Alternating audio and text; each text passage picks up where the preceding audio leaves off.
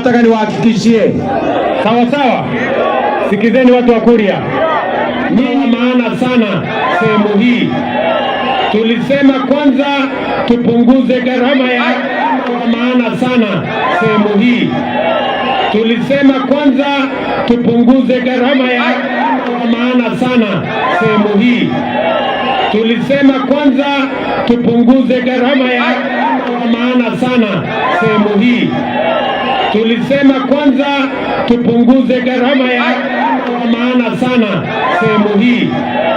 Tulisema kwanza tupunguze gharama ya kwa sababu niko na viongozi wengi.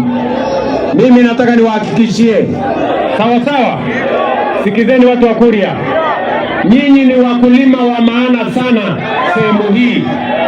Tulisema kwanza tupunguze gharama ya tupunguze gharama. Ngojea.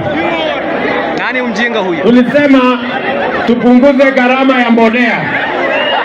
Kweli au si kweli? Tulisema tupunguze gharama ya mbolea.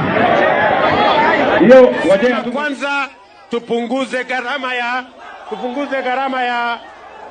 tupunguze gharama. Ngojea. Tulisema tupunguze gharama ya mbolea. Ni kweli au si kweli? Si tulisema tupunguze gharama ya mbolea?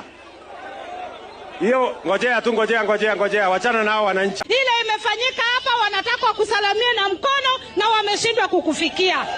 Sasa ukipata nafasi utarudi hapa usalamie kila youth kwa mkono. Isaac Media TV brings you the best.